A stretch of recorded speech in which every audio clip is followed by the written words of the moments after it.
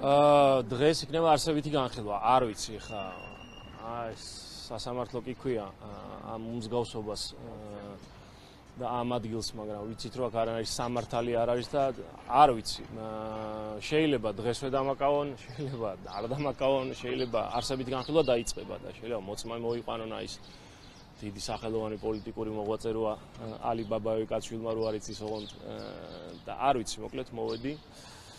მზად ვარ იმისთვის, რომ დღეს შეიძლება სახში არ დაუბრუნდე, შეიძლება დაუბრუნდე, ვნახოთ ყოველ შემთხვევაში მოსამართლის ხასიათზე და განწყობაზე იქნება ეს ყველაფერი დამოკიდებული და იმაზე თუ რა გადაწყვიტეს ქართულ ოცნებაში სინამდვილეში და რა დაავალეს ამ მოსამართლეს. რატო ვარაუდობთ, რომ შესაძლოა არ დაბრუნდეთ? ახლა პროკურატურის შუამდგომლობით შეგეცვალათ აღკვეთი და ის საფუძველზე ფიქრობთ, რომ შესაძლოა აღკვეთი შემიცვალეს ციხეში ყოფნის მე-12 დღეს და ეგ პოლიტიკურ პროცესს უკავშირდებოდა ევროსაბჭოს დელეგაცია რო ჩამოვიდა, მათ მითხრეს პირადად ბატონი ბერსერო იყო ჩამოსული, რომ მე არ ჩამოვიდით, თუ არ გამოგიშვებდნენ ციხიდან და ამისთანაც წინაპირობა ჰქონდა ქართულ ოცნებასთან. ხა ის წინასწარი პატიმრობის ვადა გავიდა მუხლი არ გაუქმებულა, 3 წლიანი მუხლია, პოლიტიკურ დევნას მედავებიან კაცის, რომელიც რანაირი პოლიტიკოსია ღმერთმა უწყეს, ხო გახარია რომ ცემეს ბათუმში.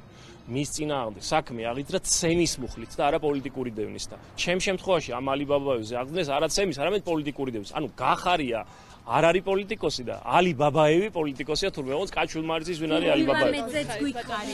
ვიوامეც რაც შეეხება ჩემი დაკავების შემდეგ მე ნეკნი მქონდა მოტეხილი რომ დამაკავეს მაშინ პოლიციელებმა ნეკნი მომტეხეს. ხვდებოდი რომ ნეკნი მომტეხეს, იმიტომ რომ მანამდეც მომტეხეს კიდე ერთი ნეკნი და დაკავებული დუშეთის იზოლატორიდან მე მიყვანეს ვიوامეთში. სადაც ვეუბნებოდი რა ჩივილებიც მქონდა და სავარაუდოდ ნეკნი მაქვს მოტეხილი თქო. გადამიღეს რენტგენი და მითხრეს რომ არაფერი არ გჭირსო.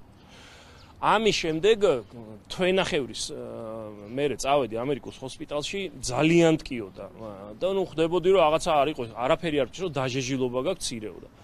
არანაირ დაჟეჟილობა აღმოჩნდა რომ ნეკნი მქონდა მოტეხილი და ვიوامედმა ეს დიაგნოზი დამალა.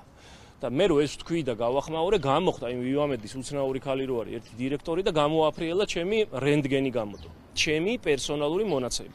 და ამით მეორედ დაარღვია ჩემი უფლებები და მე მივმართე ხა აი ეს რა ქვია რაღაცნაირი დაწესებულება პერსონალურ მონაცემთა დაცვის ინსპექცია და იმანაც კი დღეს ვიوامედი და პირადად მისი დირექტორი ქალბატონი ნადირაძე ცნო სამართალდამრღვევად და დაავალა, ეხა კი არაფერი არც დაუჯარიმებიათ არაფერი, მაგრამ თქვეს რომ სამართალდამრღვევია, დაირღვა ჩემი უფლებები და დაავალეს აი იმ ქალს Facebook-იდან ჩემი რენტგენის ფოტოს აღება.